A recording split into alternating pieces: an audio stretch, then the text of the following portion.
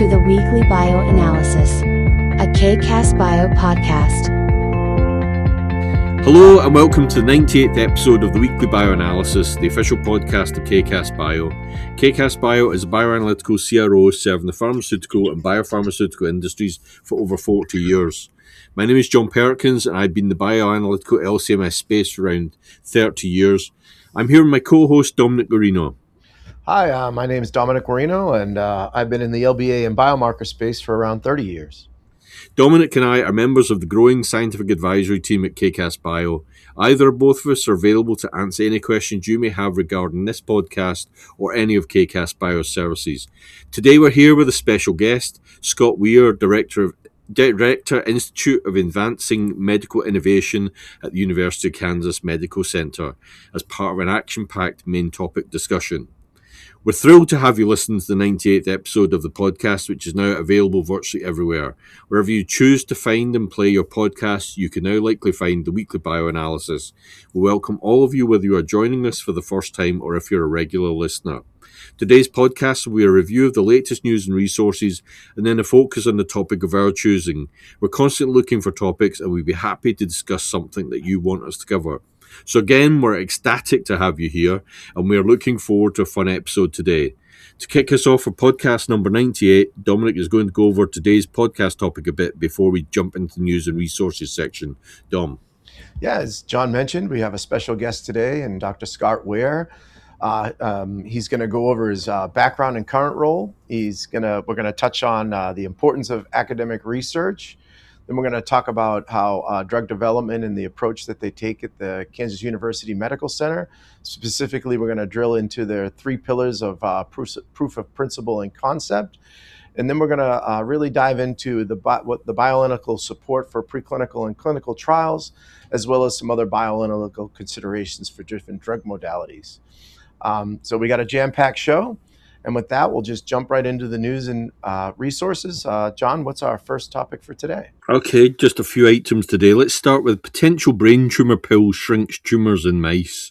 So this is an article about a research by a group led by Hui Li at the University of Virginia, who have discovered a molecule that shrinks brain tumors in mice, raising hopes that that compound they found could actually be a means to test glioblastoma.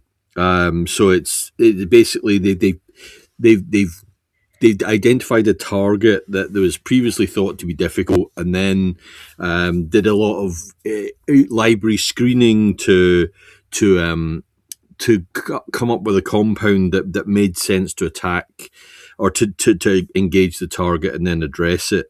So a bit about glioblastoma. It's a brain cancer with extremely poor prognosis.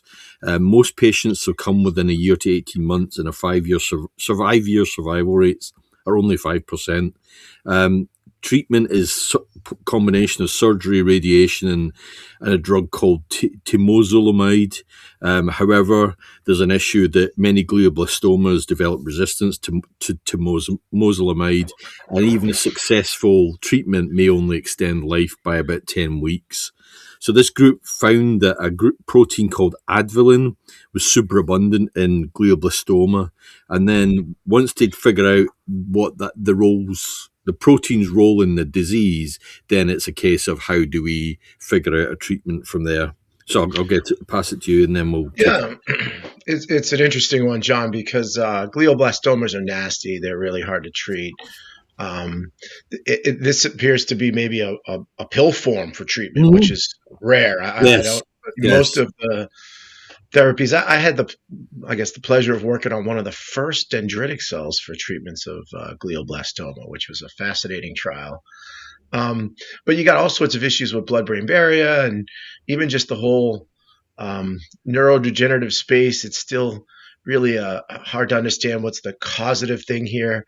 You know, what's the manifestation of the disease? They're all very different, I think. But in this instance, this advalin looks very promising, right, John? We're kind of right back in that research space. They kind of even emphasize that it's far from being a ready for prime time therapeutic. But I think I think it's a good story in that what did I read? They went up to MIT and they screened like 50,000 compounds to try to find what bound to Advillian.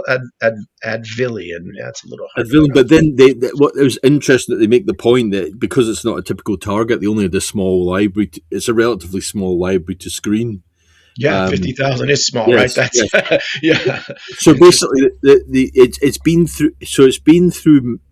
They've run it in mouse studies. So a number of glioblastoma mouse models, and the molecule met the market, reducing the size and volume of brain tumours, even when the cancer was resistant to temozolomide. So that's where you also mentioned about, having to, for the drug, it has to cross the blood-brain barrier. You don't want to. You want to be careful about obviously acquired resistance, and then you also mentioned you don't want to cause any adverse effects in the brain that make have an impact on the patient. So there's a lot of facets that you really want for the drug. So there is the intention to take it into the clinic, although I think they're still in that very early research phase where they're thinking, what can we do with this? Because they're actually looking at what other cancers might be characterized by Advillian activity too. But it's interesting about this difficult to engage target, and then how do you obviously engage that target and build from there. Yeah, it's pretty fascinating that this Advillian protein is like part of your actin kind of movements there, and so it's said to have it's so sparsely produced in healthy cells, but it's like critical for the glioblastoma, which is interesting. So it makes it a great target. But I guess where I was going there, it's like it can bind to actin and it can cap actin and it can nucleate actin, which it kind of makes me like twitch a little bit when I think about, oh my God, what does that mean? But anyhow, John, maybe I don't have much else to add other than like it's a great story. It's early stage. It's one of the areas of really, I think, that's been evasive to science over the last, say, decade, right? The neurodegenerative space. Although I think there are some decent glioblastoma therapeutics out there, but certainly I still don't think it's like nothing that's like really groundbreaking for treatment or curing of glioblastoma. And maybe it just brings me back to the P53 retinoblastoma gene on-off break concept. I kind of learned it through this model, but yeah. So let's move on to the next one, this is more up your street. Innovative CAR T therapy destroys cancer cells without dangerous side effects. So again, this is a group at, if I can find where it is.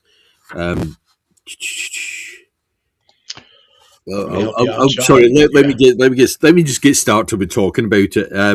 A new generation of engineered immune cells destroys cancer cells in mice as effectively as conventional CAR T cell therapies without suppressing the immune system, which is a serious side effect of existing treatments. And then the thought is, if this is effective for cancer, it could also be used for autoimmune conditions such as lupus. So the researchers have developed a CAR T cell therapy called CART44-34 that targets B cell receptors carrying the gene IGHV434, which is found in high levels of cancer cells. They found that CAR-T434 was as effective as CD19 CAR T therapy at destroying cancer cells in genetically modified mice in a cancer called in diffuse large B-cell lymphoma, but the CAR-434 did not target healthy non-cancerous B cells. And then simply because this IGHV434 gene is really found in healthy cells. Yeah, no, John, I didn't research enough, but I think that Ig is immunoglobulin heavy chain variable region 4 is probably what that is. And it's the 34 gene, which I don't know if it's the CD34 cells or whatnot, probably not. But the kind of principle here is a traditional CAR T CD19 will kill all the cancer cells and the normal cells. If I'm reading this right, this IGVH4-34 is only expressed in some form of cancerous or malignant cells, so it avoids the human cell, which is it's just a great story. It's very fitting with our guest here today. He's right in this space. Scott, I don't know if you want anything to add on what I just said. I'm kind of guessing, but I think that's what that means. But the basic premise of this is that they're just making CAR T cells bigger, badder, and better, which is kind of what our guest is doing as well. It's a similar but different approach with hopefully reducing side effects. And the group is actually at the University of Pennsylvania in Philadelphia. That's what I couldn't find earlier. That's the group that have been working on this. It looks like someone in Australia is working on it as well, but maybe they just someone commenting on it actually. Yeah, got it. Yeah, I see it now. Yeah, that CHOP in Philly. I don't know if it's specifically CHOP, but Children's Hospital and the University of Pennsylvania have been right at the forefront of CAR T cells with Carl June and all that. I don't know if that name rings a bell, John, but he's like the innovator of the. Sure. Yep. I think of him as like the godfather of cell therapies, or at least T cell specific therapy. Actually, he's been involved in many things, but been an innovator of it and a real big part of it. So it's good to see it continuing to do their great research out of University of Pennsylvania in Philadelphia there. Yeah, no, and I hope the audience understands the mechanism here. They said that there's 60% of lymphomas have B cells that carry this the IGHV434 gene. Yep. Multiple types of B cells are associated with autoimmune diseases. So really, it's clever, right? So again, the CD19 is a ubiquitously expressed B cell marker, which was for years it's been a very good therapeutic to kind of attack or go after, because in some leukemia lymphoma patients, the number of the B cell, it proliferates so bad it takes over almost 50% of their immunoglobulin. It can get so bad in the bone marrow that their bone marrow it's proliferating at such a high rate. The bone marrow almost turns into sand, John. It's like, because they just got such a heavy burden of this this specific mutated B cell. Sure. And so in this instance, it's a clever way to maybe salvage the healthy B cells from being attacked. So, a lot of these therapeutics, when you get your, compromise like that, if they ablate all the B cells in your body, you're going to be susceptible to opportunistic infections or whatever latest term is. I don't stay up with all the language, but you know what I mean, in terms of like a common cold could be very bad for you if you're lacking B cells, right? Because CD19 is going to deplete all of them. So, John, I don't have anything else to add. It's a great continuing with our themes around CAR Ts and really cool stuff. I can't tell how far along they are in the clinic just yet. It's still in mice, right? Similar phase. It's like they're planning a phase 1 trial for cancer or an autoimmune disease. So they're also working on treatments targeting other B cell receptors that appear in high concentrations in various cancers. So it's moving forward. Still early days, but it's that sort of proof of principle piece that is always nice to see where the direction that people are going in the future. All right. Well, let's move on to this next one. We got a pretty jam-packed show here. I'm excited to talk to Scott about a variety of things, but this one's kind of cool though, right? Absolutely. I saw this one. I was like, oh wow, this is a little bit out there in my opinion, maybe. So we'll see. Basically, our last podcast is so obviously I'm always looking for news articles. This appeared immediately after recording the last one. It's like, okay, immediately highlight that's going to be an agenda item now. What else do we add? This is rethinking heart attacks as the nervous system gone haywire. And so I'm going to just read from the article. It's basically, heart attacks are often thought of as a plumbing issue, the result of a blockage preventing blood from flowing through one of the heart's major thoroughfares. But scientists I'll get back to the groups. But scientists studying the heart's connection to the brain have devised a new model for it, where panic neurons respond to the clogged artery with an inflammatory cascade that makes the bad situation much worse. Now, this group has studied that. They've found that by intervening at 3 key nodes in the heart-brain connection in mice, they were able to soothe heart attack symptoms, and then through that come up with potential new targets for future cardiac medicines. So the 3 points, what they talk about in the heart-brain loop is bundling neurons in the heart, a region of the brain's hypothalamus, and a cluster of nerves in the neck. All have been known to be implicated in heart attacks. But like I say, this is because of the way they approach this. They found that by doing a tweak at each point, they can then minimize the effect of at least of the heart attack, to then prevent this inflammatory cascade. So it's a group under a guy called Vineet Augustine, a neurobiologist at UC San Diego, and he leads the study. And so it's all part of, he was actually in a group under Nobel laureate Ardem Pataputian, and they were that's the interest in how do the internal organs act as sensory systems to the brain, and how they feed the brain. This Augustine wanted to see how does the brain really alert to the heart and things like that. So I'll pass it to you, and then we'll take it from there. Yeah. It's interesting that this kind of goes back to like 2010. Do you see that in there? They're really going back.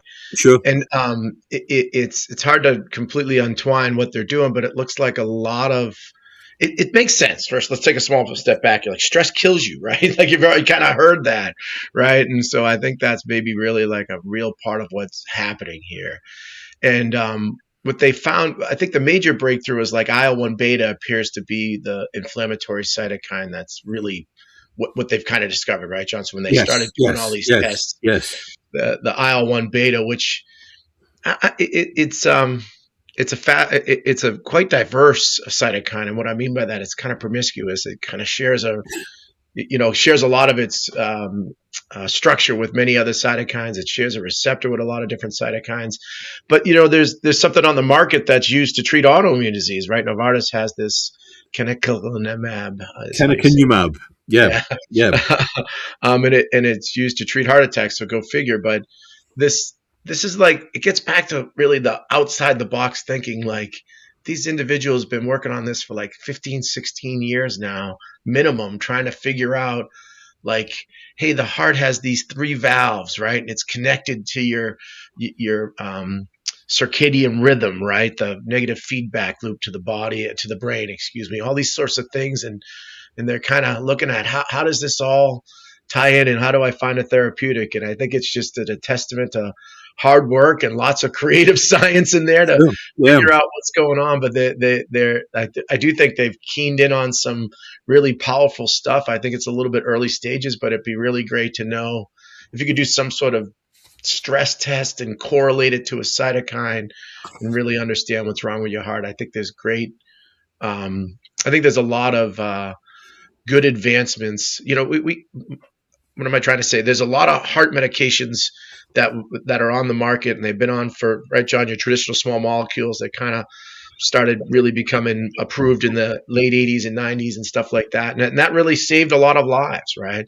Sure. And but I think that so that's great. But as you get older and older, maybe there's other things, and this seems to be really a powerful therapeutic for the heart.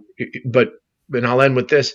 John, I don't know if I mentioned this to you, but there's a huge study that Stanford did. I think it's almost a year ago now. And they looked at like upwards, I want to say it's like 20,000 men, maybe even 30,000. They stratified it across certain ages between 50 and 60, 60 and 70, 70 and 80. And man, if you just take one sort of Cialis or Viagra type pill daily past the age of like 50 or 60, you prevent a heart attack by like 150 stroke. You prevent a stroke by like 200%. And I don't know if my stats are completely right, but that study is landmark. And it got me thinking about this therapeutic, about how to really help, certainly for men. I don't think women have quite the, I don't know. I haven't read up on women heart attack. I'm sure they have, but it's much more prevalent in men. And it's interesting because it's always thought to be based on your diet, your weight. And I'm sure these things are still impacting things, but maybe they're correlative too, right? If you're heavier and you have a lot of just, not physically fit, you're going to stress yourself that way as well, I think. And again, it just gets back to this cytokine IL-1 beta being heavily involved here. But I think it's you have the heart attack, and what we were thinking before is the trigger is maybe what starts the heart attack. What this group are really saying is, once that happens, here's the mechanism, what's actually going on, and it's an inflammatory response that's actually making it worse, and so so the existing medications obviously have the pathways that they're addressing. This is coming at it from a different angle. And say if we tamp down on the inflammation piece, then we can actually, obviously help minimize the heart injury and fix, help the patient from then onwards. Interesting. So, because it's a little bit of a long story. Oh, and, yeah. As usual, I didn't do my homework, John. Right? I don't do homework. But is it? So I'm still trying to grab. It's not a preventative thing, or is it? Right? No, it's not. No. It's after you've had the heart attack. They're saying this could be powerful, right? Or they're basically so. Here's their mechanism. This again work in mice. They induced heart attacks in mice by pinching the coronary artery and scrutinized the outcome on a cellular level, watching how the rodents' hearts and brains responded to the injury. They first noticed that branches of a major nerve called the vagus seemed to go haywire due to the blockage. So these wrap around the injured area after a heart attack. Then they increase in number, and they were proliferating neuron express receptors called TRPV1. That would normally respond to infections, but after a heart attack, even with no pathogen present, they act up even more. But blocking these neurons in the heart restored the organ's function to almost to normal levels, even though the artery was still clogged. So that's like your first node. So that's like I say, when they talk about these three nodes of treatment, then the TRPV1 vagus neurons are the first node of the brain-heart loop, sending signals up to the brain's center, the paraventriculus nucleus within the hypothalamus. The researchers found that the neurons receiving the alarm signal from the heart express a receptor called angiotensin II receptor type 1. Blocking these cells in the loop's second node, blocking those also helped mitigate the effects of the heart attack. And then the third node is in the superior cervical ganglion, and here the typical fight or flight response is activated, and that's where your IL betas get blasted out. In terms of the number of inflammatory cytokines, but that's the major one. Again, if you have your IL beta treatment, then you can mitigate that. So it's basically interpreting the mechanism, seeing where the three hotspots are, and finding that actually what they have is a means to actually address each of those. Well, they're still looking at ways to address all three, but there's a mechanism. They at least have a thought process as to how you can intervene at any one of those, and like say, minimize the effect of the heart attack, and obviously aids treatment of the patient. So it's in theory what it would do. I think I'm catching up to you, right? So if someone does have a heart attack, you get brought into the hospital, they might pump you full of like anti-interleukin 1 beta antibody, as well as angiotensin II receptor type 1 blockers, right? Something like that. Possibly, yeah. I can't quite tell what the third. The ILB blockers, the first one. They don't really say what the first block is. They just say they say blocking the TRPV1 neurons, but they don't say how. So I don't know how that's done. But I mean, it's something I think they're talking about setting up a company to take this further forward. Well, yeah, I mean, look, we're not physicians and we don't fully understand what happens. I don't know what happens when you go into a hospital for a heart attack, but I'm assuming they have a battery of things they do to you. They're kind of arguing this research is looking to maybe add to that, right, John? Yeah, absolutely. Sort of an emergency room therapy or even paramedic therapeutic, right? I think to me it's all part of getting an understanding of how the body functions, and like it makes the point in the article. We think of a heart attack as a blockage, and then you have the problems happen from there. But there are other mechanisms at play, and I think what's interesting that was certainly I think it's intervention in either the first or second node, that if they addressed what they saw as the problem, they could get the heart to function normally, even though the artery was still blocked. So the artery blockage might have been your issue, but by interrupting that response of the body, you're able to at least get the heart back down to a more normal function. Very Like cool. even with a blocked artery. So that's what they're saying here. It's not just about the blockage and the effects of that. It's actually because your brain's involved in it too. There's other things that are going on that are worth being aware of, because it will help, heart attack treatment down the line. Yeah, man. Think good thoughts, John. Think good thoughts. Wrapping up the news and resources, it's time to get into our main portion of things. John, why don't you tell us what we got going on in this jam-packed episode? Like I said before, we have a special guest. We have Scott Weir, Director, Institute for Advancing Medical Innovation at University of Kansas Medical Center. And we got Scott here to talk about drug discovery and development in an academic setting. So, Scott, welcome to the podcast. It's great to have you here. It's nice to have you as a guest here, where we also had you present,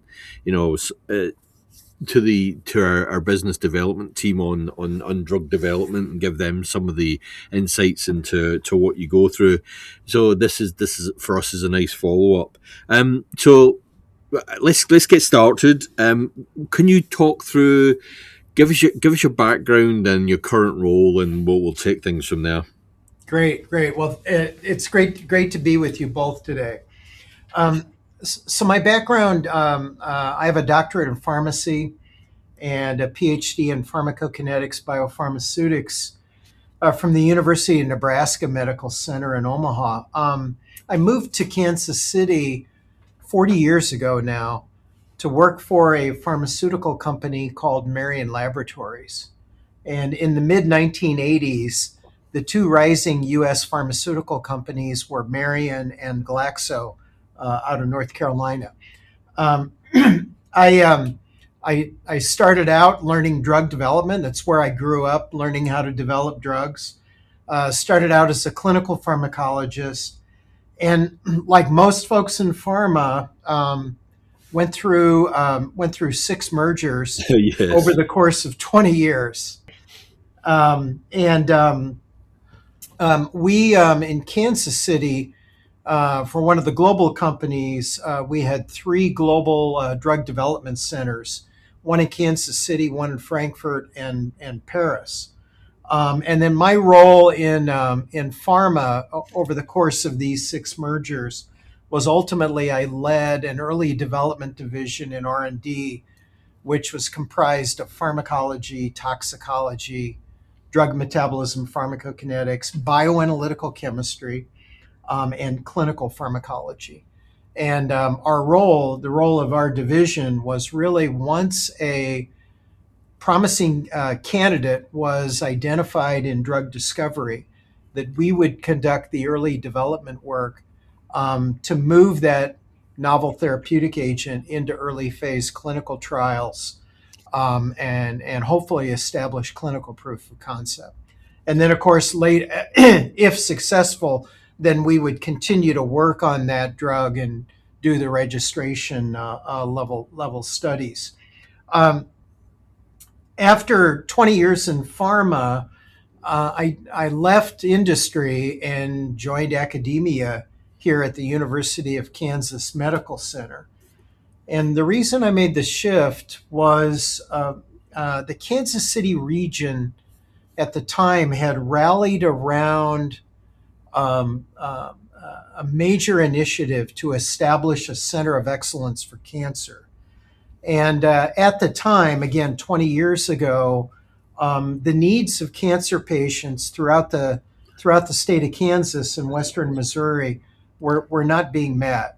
And so the region rallied around this notion of establishing a center of excellence for cancer that encompassed research, building resources to be able to improve the care of patients, but also to bring cutting edge clinical trials with the most promising agents here, so our patients could get access. As this initiative was envisioned, the University of Kansas formed a task force, a regional task force, and I was asked to come onto this task force. And so I advised the university, at least from an industry perspective, how we go about validating a drug target, how we go about optimizing discovery candidates and moving those discovery candidates into early phase clinical trials. With that, working with the KU folks, this notion of trying to discover and develop drugs in an academic setting was pretty intriguing. And at the time, there really weren't any good models. There wasn't a playbook, so to speak. And so 20 years ago, I joined the university, and we've built an integrated drug discovery development program here. And that's under, as you said, John, at the intro, that's organized under the Institute for Advancing Medical Innovation here at KU Medical Center. Scott, you're like 6 degrees of separation from almost everybody here in Kansas City. You know that, right? Like there are so many members of KCAS Bio that they directly reported to you, you mentored them. I know various individuals locally here who are under you're almost like the Bill Belichick of drug development in Kansas City, in my opinion. You've had a wonderful career. You've done some wonderful things across the globe, not just in the U.S., right? But I wanted to give you a little shout out, and you're kind of humbly discussing your career, but you're kind of humbly discussing your career, but you're really a legend here. I just want you to hear it from me and from the praises you've got. And then, of course, that journey to get the accreditation, it was a wonderful one as well. But maybe that's a whole nother podcast. Maybe we jump into our, thanks for that little background there. I don't know if you have anything more you wanted to add about your background before we kind of jump into our next topic. I got a couple of questions. So when you talk about the drug discovery, Scott, were you starting from the basic of generating libraries, or where did your involvement start? Because I remember, like, when I was doing my PhD, I'd be visiting. I remember visiting Glaxo in the UK, when they were beginning the tour through the labs, and they had the various robots, generating thousands of compounds at a time. Is that where you are? Are you more? Is it more modeling before getting into that, or how does it work? It's John. It's a bit of both, and the program. So our team, what we've done in probably a systematic and pretty calculated way is, over the course of 20 years, we've continued to bring industry experience folks along the drug discovery and development continuum into the university. And what we've also done is work with academic research infrastructure to be able to support the overall mission, which is discovering and developing impactful, paradigm changing treatments and diagnostic agents and medical devices that will benefit patients. Sure. So what we look for, John, is we look for really promising laboratory and bedside discoveries that can be transformed into therapeutic agents, diagnostics, and devices. And then we form teams around the investigator who's made that laboratory or bedside discovery. Okay. We have a team of industry experienced project managers, and we put project plans together and then invest in those projects and execute those plans. Okay. So it starts, with let's say a cancer biologist who's made a discovery that something occurs within a cell that is associated with that cell transforming from a healthy cell to a cancerous cell. And then we go about trying to validate that target. Mm-hmm. And upon validating that target, then conducting medicinal chemistry campaigns to synthesize and optimize specific agents that will either turn something on or turn something off within that cell. And how big's your team? So we've got an internal team. If you think of our institute more or less as a virtual biotech company. Yep, sure. And so we've got about 15 folks, but we've got a cadre of domain expert consultants that we pull in on specific projects.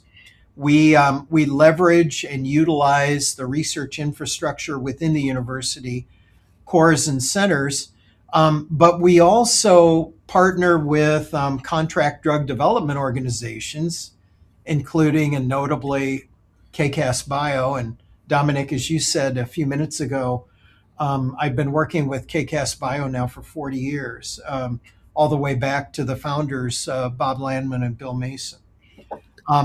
So it's kind of hard to say, John, but our core group is 15 folks. But again, we're highly leveraged. Yeah, understood. Yeah, absolutely.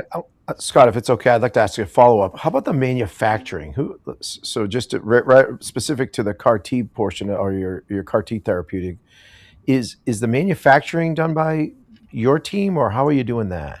So for that specific project, and so similar to as you were talking earlier about, the latest medical research news that John and Dominic you were discussing.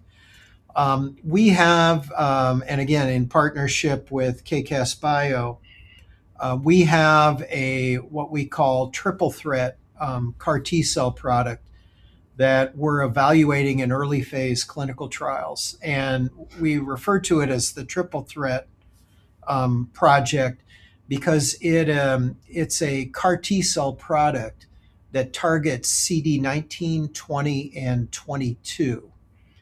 And we here at the Medical Center campus in Kansas City, Kansas, we have a GMP cellular therapeutic manufacturing operation.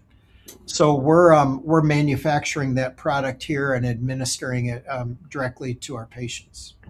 Oh, that's wonderful, and that's like a clean room and everything, right? That's absolutely. Wonderful. Absolutely. Thanks for that. So Scott, maybe we're just following along our agenda, right? Maybe we'll just dive into like the importance of academic research. Maybe I think that's an important kind of foundation to, and we're always talking about that here on our podcast. Sometimes we call it basic research, but that's really that's kind of not really describing how cutting edge it is. But what about because it is so critical. Yeah. All the really therapeutics that end up on the market typically kind of started at the academic level. You kind of touched on that. Yeah. In terms of how you're screening for things. If I can just chime in, yeah. Pretty much every news article we talk about is rooted in. Most of it's out of what's going on at a university centre somewhere, and you can see all the ones today were all university research. So it would still be good for you to sort of say more about the importance of academia. Yeah, and to both of your points, and there are publications that describe this, but just about every approved therapeutic agent that is developed by pharmaceutical biotech companies and then reviewed and ultimately approved by the U.S. Food and Drug Administration, just about every one of those products you could trace back to a federally funded research grant awarded to an academic investigator. And just to give you a sense for, it's just to cite a couple of the publications.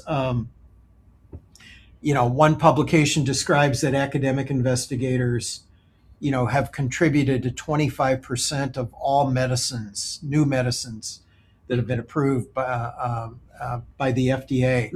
From 2001 to 2019, 1/3 of the approved anti-cancer agents were actually invented by by academic investigators.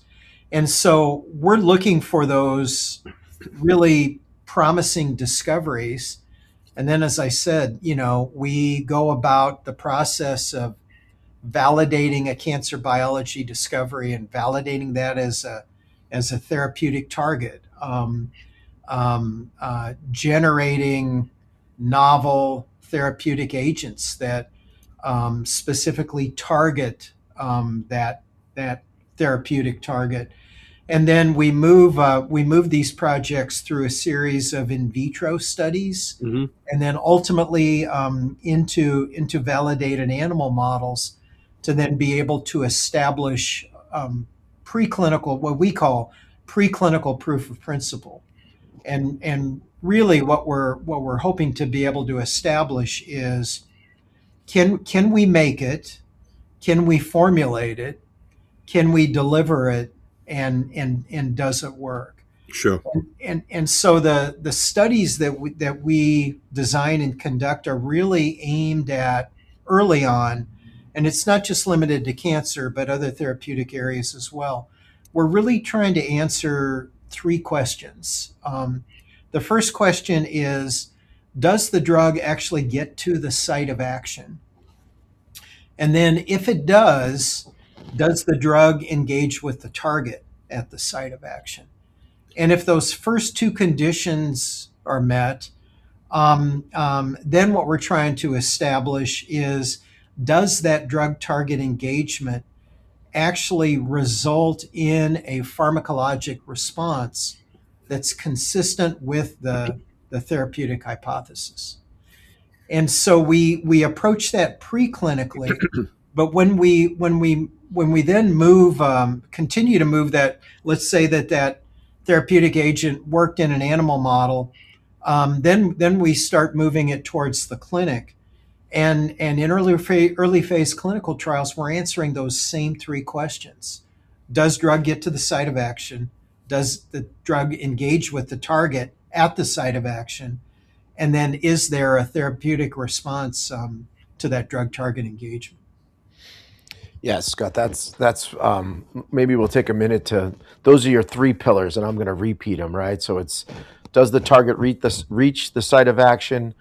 Does it engage, right, at the site of action? And does it produce a pharmacological response? And I love that, Scott. That's such an important, it seems so basic on its surface, but the way you guys are tackling that, no one's articulated it quite as cleanly as you just did around those three pillars. I think that's a really, any scientist listening, those three things become paramount to drug development, right, Scott? Those are all hurdles you kind of have to overcome when developing drugs, right? Those are the main things. Does it get there, right? There's many times a drug will get there, but then it doesn't engage its target.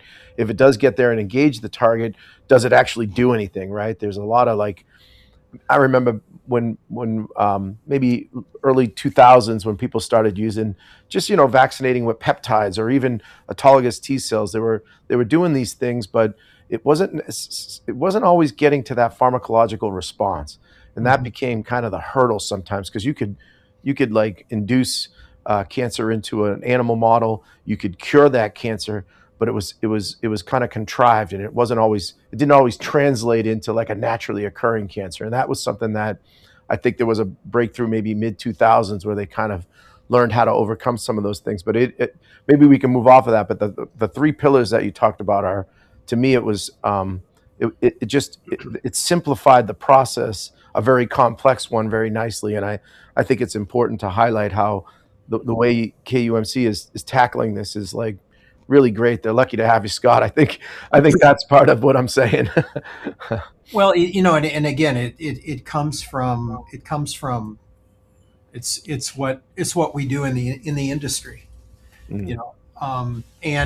and certainly when I first came here, when I first made the move from industry to academia, and we'd begin working with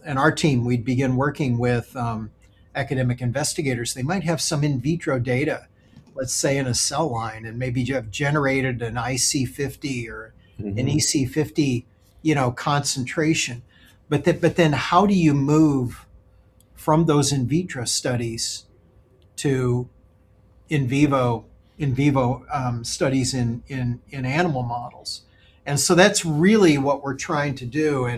And we've built the infrastructure to be able to help our investigators make that jump. And of course, it's the same thing then moving from an animal model to patients. Yeah, where we're so focused on the development piece, we only kind of, our services at KCAS Bio, they kind of pick up when the first two pillars are kind of ironed out. It's that pharmacological response that's really when you start going into animals, and so we don't always get. You seem to be able, you're in the research side. We're not. We don't really know, or at least in the last like 20 years that I've been in the CRO space, that reaching the site of action, is it engaging? By the time we see any sort of therapeutics, those boxes have already been checked. It's that pharmacological response that's the D piece of things. But just to supplement that, even if we're on discovery piece, we might look at multiple candidates, but they're all similar species, not similar species, but similar moieties. But again, they've figured out up to a point what they want, but now it's doing comparative work to figure out which might meet the needs best. So again, it becomes the pharmacologic response is the key piece where we're coming in. So just backing up what Dominic's saying. Yeah, and to your point, John, what we'll do is when we move something into an animal model, what we first do is and we will evaluate multiple lead candidates in animal models, right? To your point about with the goal of then ultimately identifying that development candidate that then we're going to start, investing millions of dollars in. But we'll typically establish first and foremost the safety and dose tolerance of those lead candidates to really define what's the maximum dose we could administer in an animal model. And then from there, the pharmacokinetics and, the foundation of characterizing the bioavailability. In other words, does drug get to the site of action, is having suitable bioanalytical methods to reliably, accurately, and precisely quantify, the pharmacokinetics in the bloodstream, but also the distribution of those agents into target tissues. Yeah, no, great. So I've got another bit of a tangential question. You mentioned the millions it costs for development. We all know this is an expensive business. Do you partner with other entities to raise those millions, or what's the model there? Yeah, I'm so glad you asked that question, John, because this is the part of our integrated program. One of the parts that I think we're most proud of. So let's say that we've established preclinical proof of principle for an optimized lead candidate, and let's just say, for example, it's a small molecule therapeutic. Yay! So we've established, but I want to come back to cell therapies and sure, yes, that's just some banter between us. No, I get it. So we, like every academic center that is trying to discover and develop drugs, we can establish that something works in a validated animal model. But then what you have to do in order to advance that agent to early phase clinical trials, you've got to conduct preclinical drug safety studies, so toxicology and safety pharmacology studies. They have to be conducted under good laboratory practice conditions. You've got to manufacture the drug substance under clinical grade, good manufacturing practice conditions, and you got to manufacture the product or the dosage form that you're going to use in early phase clinical trials under good manufacturing practice conditions. All of that work costs somewhere between, depending on the type of product, anywhere from $4 to $6 million. And then when you move into early phase clinical trials, let's say first in human, followed by clinical proof of concept, you're looking at another $6 to $10 million. And academic centers, we don't typically have millions and millions of dollars to be able to invest in these projects. So what we're really proud of is the way, John, and this issue, in part, we affectionately call the Valley of Death. So how do you obtain the expertise? How do you obtain the funding to be able to advance a therapeutic agent from an animal model into and through early phase clinical trials? Well, what we're blessed with in Kansas City is we have a public-private partnership called CureBridge Collaborative. And 10 years ago, a little bit over 10 years ago, a group of Kansas City area community leaders and private investors came together to form a group called BioNovus Innovations. And we established, and now again, we've got 10 years experience with this. The way the partnership works is we establish preclinical proof of principle in an animal model. We can show that we can make it, we can formulate it, and we've got a solid patent portfolio. And then what we do is we license the KU invention into a virtual biotech company that we've formed in partnership with BioNovus. And we then staff that biotech company with national level experts in drug development. In other words, we assemble a development team within that biotech company. And then that KU invented, let's say, therapeutic agent is then developed by the biotech company. Okay. And the biotech company basically then has a checkbook and a checking account. And then we conduct the development work through that biotech company. And the development work are conducted in partnership with contract drug development organizations, so GLP, GMP work. There's also sponsored research conducted back in through the university. So, for example, there we may want to ask the academic investigator who initially made the cancer biology discovery to continue to work on this therapeutic agent to better understand mechanism of action. And then we complete the IND enabling studies. We engage with the FDA. We seek clearance to advance that therapeutic agent into early phase clinical trials. And then we conduct those clinical trials. And certainly our goal here is that for KU invented therapeutic agents, that our patients, the patients in our catchment area, have access to the cutting edge research that we're conducting. Again, the partnership is called CureBridge Collaborative. We currently, John, have 10 companies. 6 of those are actively developing KU inventions. We've got, on the academic side, we've got a small molecule drug discovery portfolio of about 30 cancer projects, and we've advanced 6 KU invented cancer therapeutic agents to clinical trials over the last 7 years. Wow. That's, just one more maybe side note here.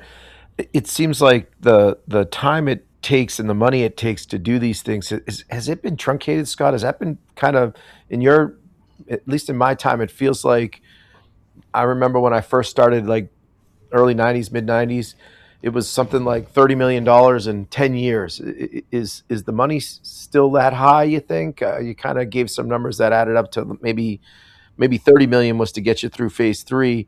But do you feel like it's taken longer, or is it moving faster with some of the advancements? And I don't know if my question makes sense, but what's your sense, and we can move off this after this, but does it seem like there's been maybe some sort of improvement with time and money with trying to get drugs, or has it increased over the I think it's, and there again, folks of the Tufts University has studied the drug development process. I mean, they're not the only ones, but certainly they've done some really nice work over the years.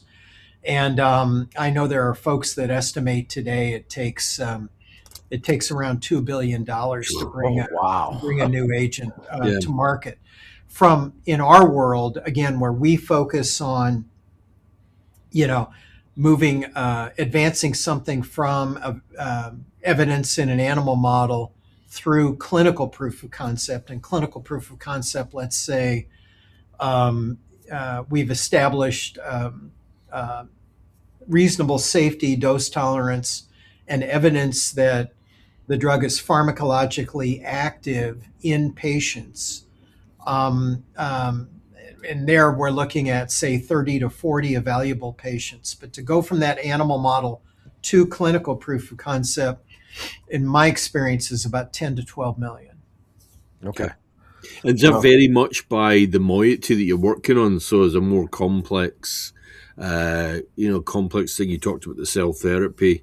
Is there really much difference there between the two for, say, a small molecule versus cell therapy in case of those costs? There are, John. Yeah, there certainly are differences, but certainly as we budget, and we plan, sure. Not only on the university side, but again through our public-private partnership, just in general, we're figuring we're going to need about 10 to 12 million. Sure.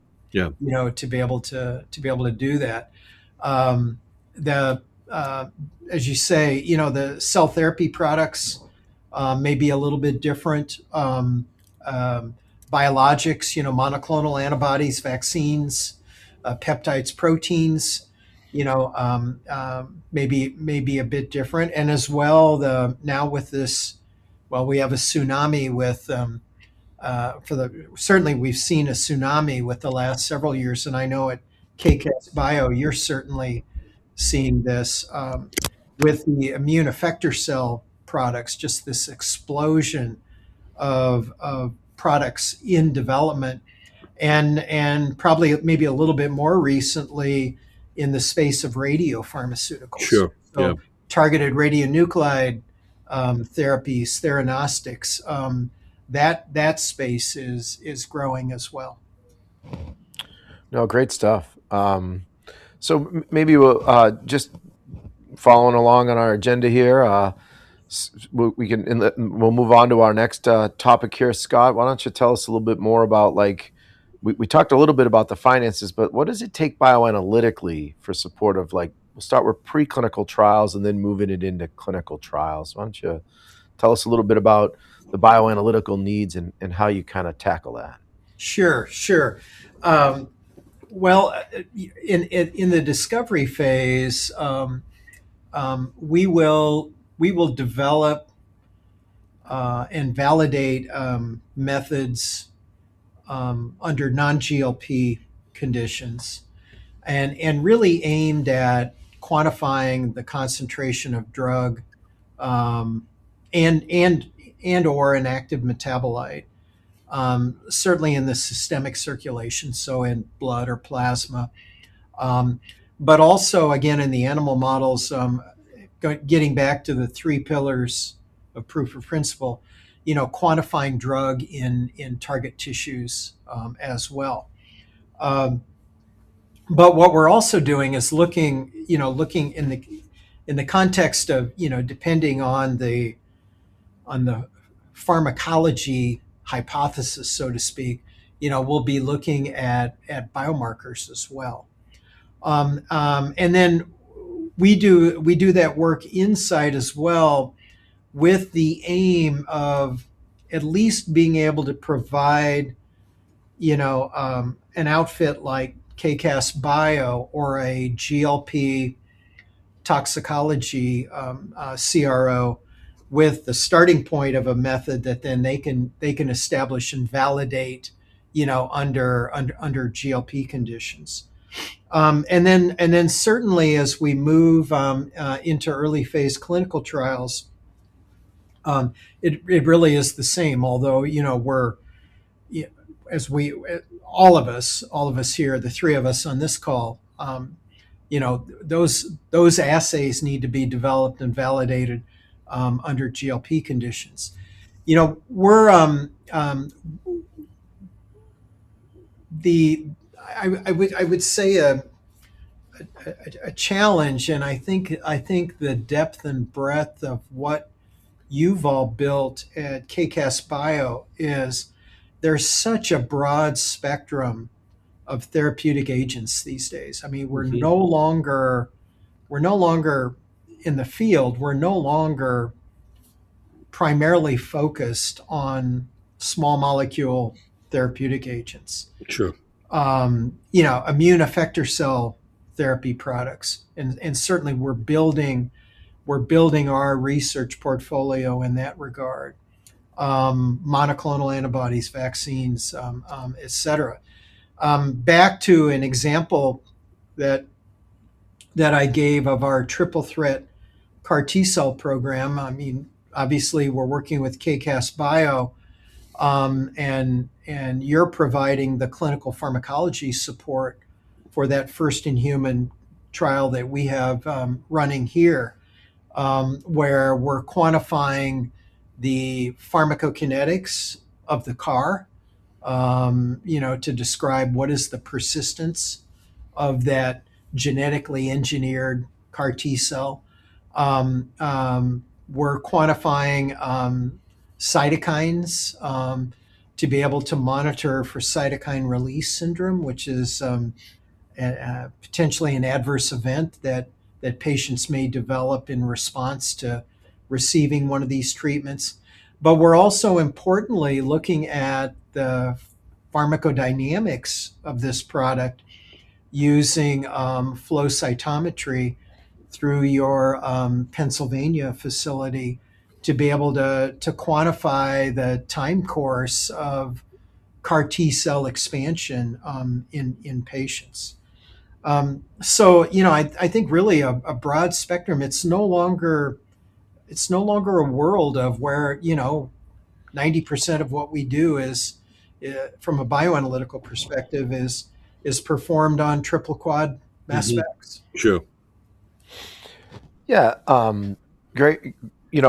Maybe just on the methods that were done at KUMC, and we see a lot of academic methods. It's kind of a lot, but a fair amount of them where people will come to us with like what feels like somebody on the back feels like it's a Word document that someone transcribed from a Post-it note, Scott. And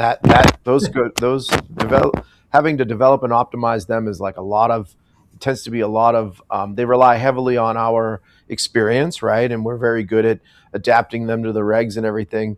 But I'll give a shout out to your team. The methods we got from you all, I feel like you did a great job of really helping that team understand that what would be good enough or really robust methods is what I'm trying to say that we transferred into you. We didn't have a whole lot of delays or any sorts of problems. So I want to really give a shout out to, I don't know if you're personally overseeing that, but really we inherit the methods we sort of inherited were quite robust when we got them. And so that's great to see. Well, and if I could add, Dominic, sure.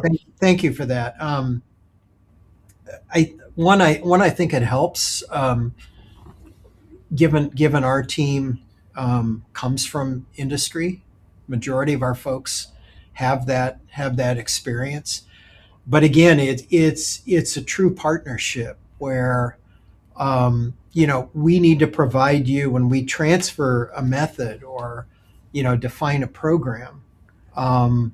It's in both of our best interests, right, to be able to do that efficiently and certainly help you get a method up and validated, as quickly as possible.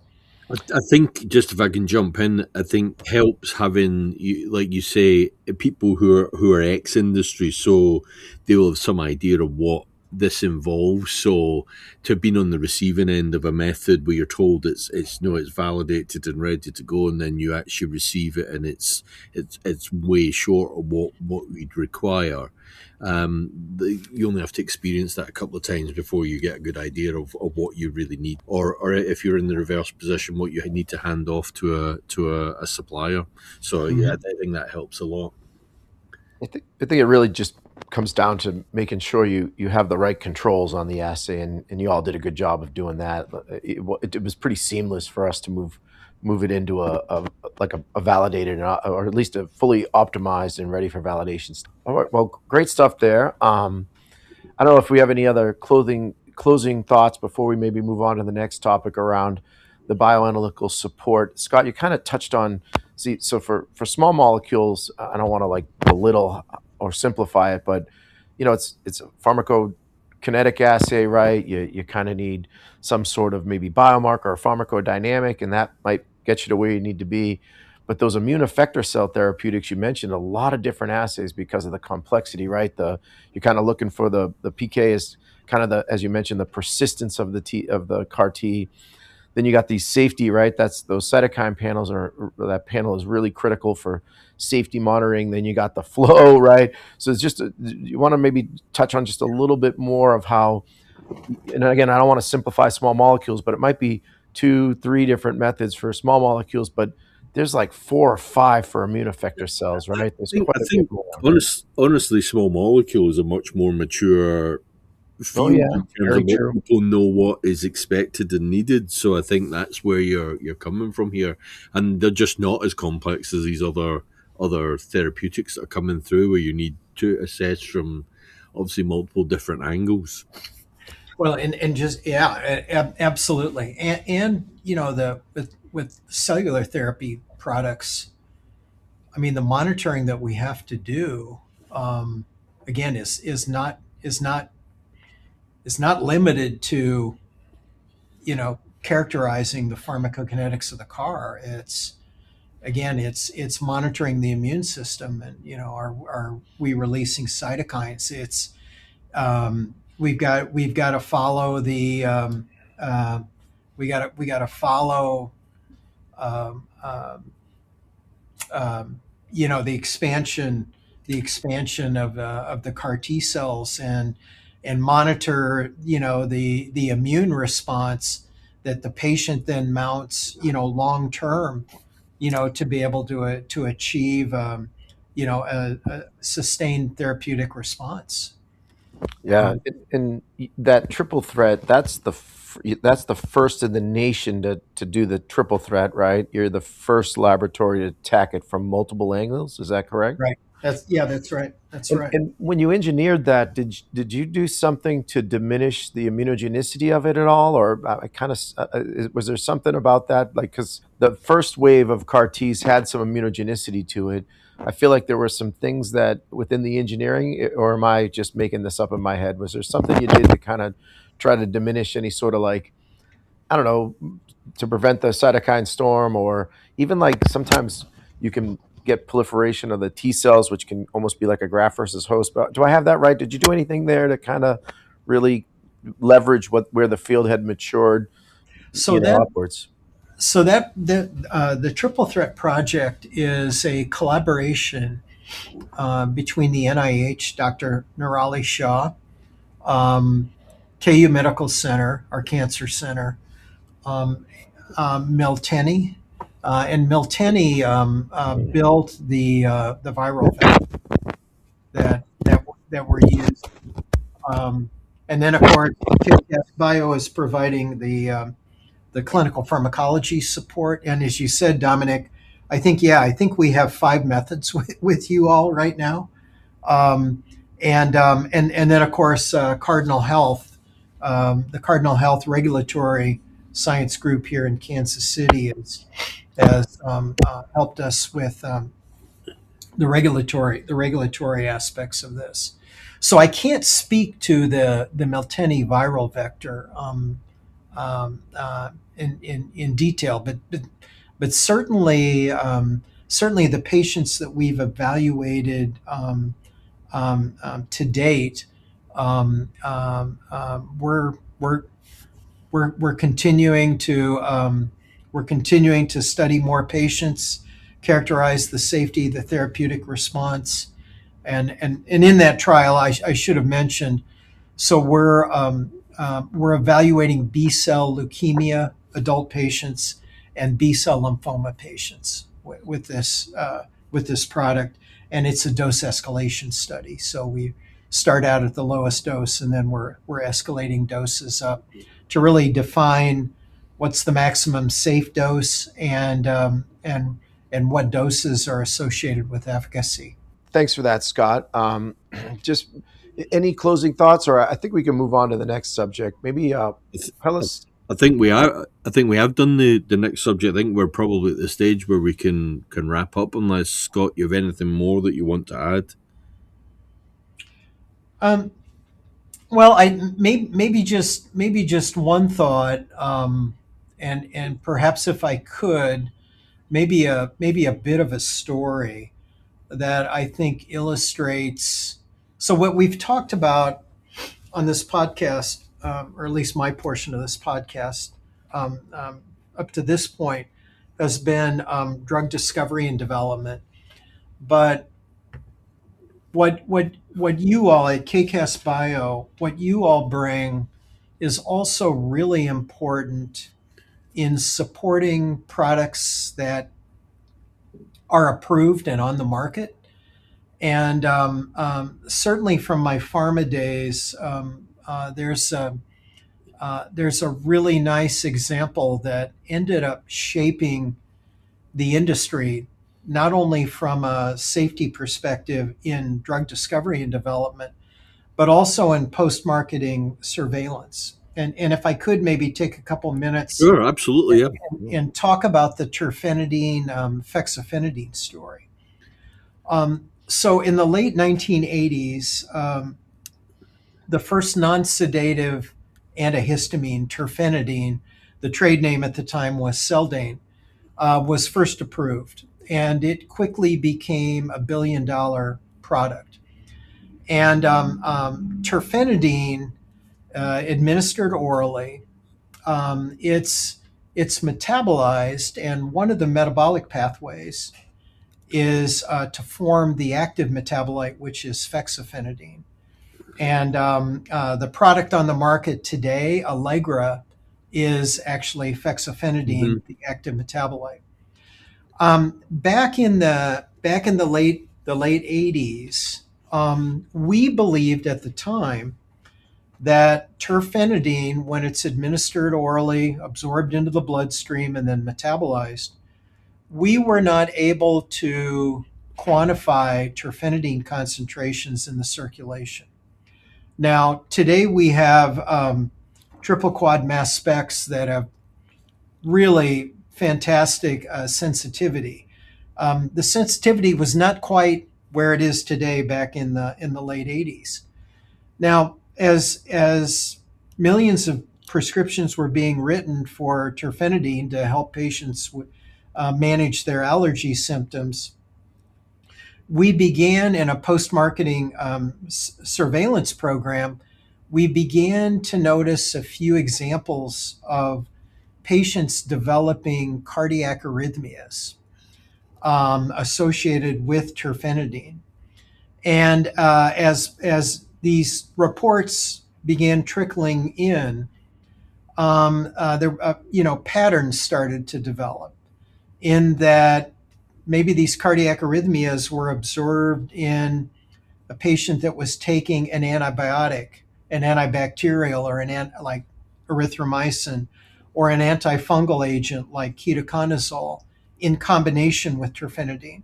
And we also noticed that patients who had hepatic impairment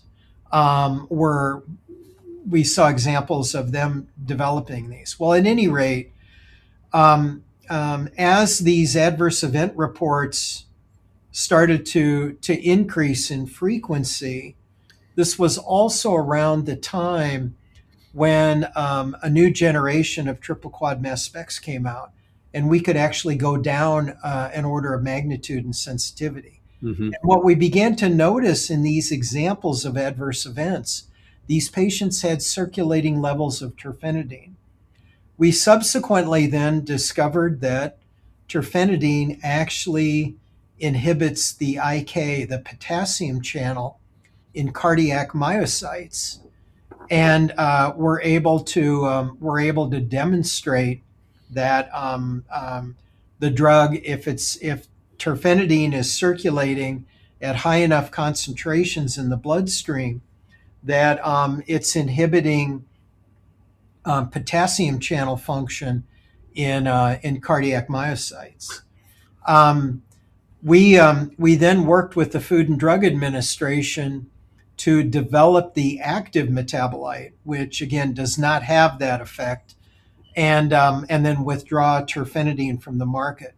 But again, back in the late 80s, early to mid 90s, we worked in partnership with KCAS Bio to be able to develop those methods, not only to characterize terfenadine concentrations in patients, but also to scale up the fexofenadine assay. And today, there are several Allegra products on the market, on pharmacy shelves, over the counter, and so it's a really great story, I feel, and it's one in which too that the regulatory requirements now are that as we're in discovery, we have to screen for cardiac liability, even in vitro assays, to be able to identify, does a discovery candidate have the potential to prolong the QT interval. And so there are guidelines today that we all follow, and both in vitro assays and in vivo preclinical assays, as well as the design of clinical trials early on to characterize whether an investigational drug has an effect on cardiac conduction. Yeah, Scott, is this also part of your drug-drug interaction assessment that we'll do in development? Because you mentioned hepatic impairment, which immediately says if they're not metabolizing terfenadine quickly enough, that's where you get your build up, Yep. and then obviously your toxic effect. And Exactly. then the similar thing with if you've got another drug that sounds like it's also inhibiting the metabolism by whatever pathway, then that's where the mechanisms come from. Because I know that we obviously do a fair number of drug interaction studies, particularly definitely for that kind of on that basis. Absolutely, John, and you can probably imagine when terfenadine was still on the market, again, as we were beginning to understand, I couldn't even count how many pharmacokinetic drug-drug interaction studies we actually conducted. Sure. Yeah. And of course, with replacing that, getting it off the market and replacing it with fexofenadine, the active metabolite, we had to also repeat a number of those drug-drug interaction studies to show there was no pharmacokinetic drug-drug interaction. Yep. As well as to be able to show in patients there was no QT prolongation, corrected QT prolongation associated with Allegra. Yeah, Scott, thanks for sharing that. Really a fascinating story, and really couldn't be prouder of KCAS to contribute to that. I'm sure there was a lot of hard work dedicated to that, and thanks for sharing it. Yeah, you're welcome. And I would say certainly over my tenure in pharma here in Kansas City, and I went back and counted it up. So from about 86 to maybe 2006, we had successfully developed over 26 drug products, and KCAS Bio provided the bioanalytical support for just about every one of those products. Yeah, that's awesome. I think we're over 350 today that we've helped develop, and I think you're a big part of that. So, Scott, any parting thoughts as we put you in the hot seat? That's coming up. But any closing remarks you want to have, or John, if you have anything else, otherwise we're going to put you on. It was thanks. It was a great discussion, and yeah, really enjoyed having you on. Yeah, Scott. Happy to do it. All right, Scott, you ready? The first hot seat question: what's your favorite dish to make? Well, I'm probably not good at making dishes, but I'm married to a Sicilian who's a fantastic cook. So maybe if I could answer it that way. Oh no, that's perfectly fine. What's your favorite dish to eat in that case? My favorite dish to eat is pasta casasa. Dominic, I know you're Italian. Pasta casasa and breaded veal. Okay. Oh, you're speaking my language there. I love the veal, Scott. Tell us a little bit more about that dish, though. The sauce is just kind of a simple tomato sauce. It's not a thick. It basically is olive oil, garlic, basil, and crushed tomatoes, and then the veal is just breaded, no cheese, and then you just put the sauce on it. Wow. So anniversaries and birthdays are when I typically get that dish. Awesome. Yeah, sometimes the simpler the better, right? Although I make my own marinara and it's quite thick because I let it cook from like, I don't know, 6 or 7 o'clock in the morning until like 7 o'clock at night before I can it. But I'll can anywhere from 10 to 30 quarts of pasta sauce throughout the summer. Sunday sauce. Oh yeah, that's exactly what it is. It's Mom's recipe. Worcestershire and sugar are kind of the keys to that. But no, thanks for sharing that. John, I'll just ask the next question. Go ahead. Yeah, feel free. Do you have a favorite adult beverage you like to drink or even make?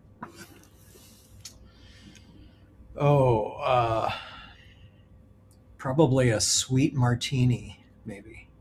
Like, you mean like a Manhattan? What's a sweet, like, so it's like sweet vermouth instead of the regular, or what do you mean? Like I don't know, probably like a Cosmo or something. Okay, all right. Yeah. Interesting. But not one of my favorites, but I do like a martini. It's more the dirty version. I like them good and dirty. But no, that's great. Appreciate that. John, I'll just take the last one. Why don't you tell us a little bit about your weekend plans? And this is our last question. John and I will chime in as well. But you got anything fun coming up? It doesn't have to be this weekend, but you got a vacation coming up or anything you want to share with our audience? Vacation. Or even like what, you got any event this weekend or something that's, kind of sharing a little bit about what Scott does when he's not working. Well, I guess when I'm not working, so it tells my age, but I'm a deadhead. Wow.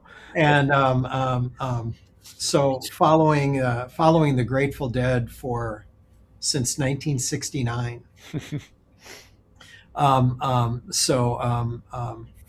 There are only two members still alive now, but certainly I've seen quite a few Grateful Dead concerts over the years. Yeah, I never saw the Dead, but it was called The Other Ones. I saw them a long time ago. So it was like,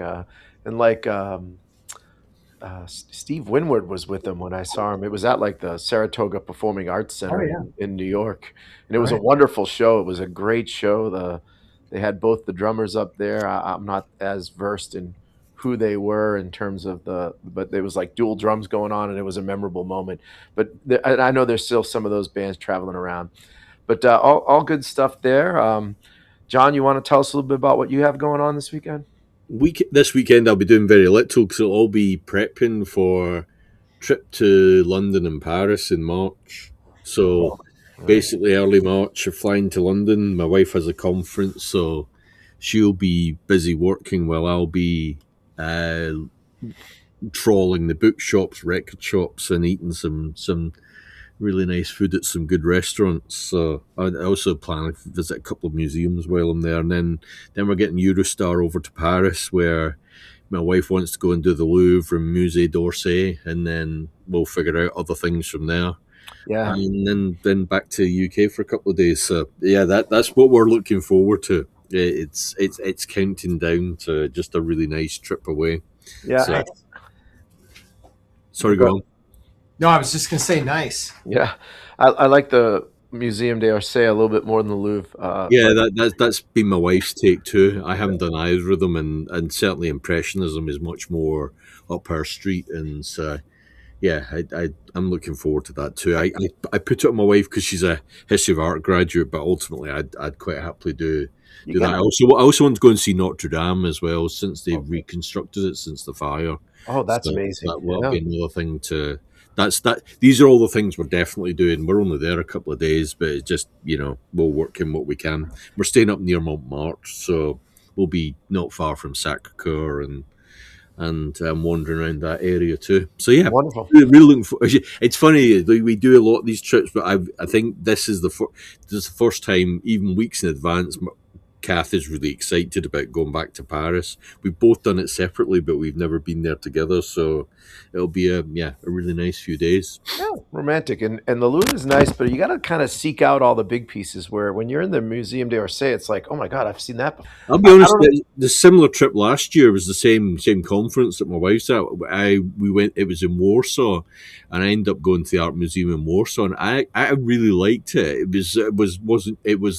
It was a mix of, there was art and there was just general typical exhibitions about Polish silver and things like that. But I thoroughly enjoyed that as a museum without really any great expectations. But yeah, this should be good.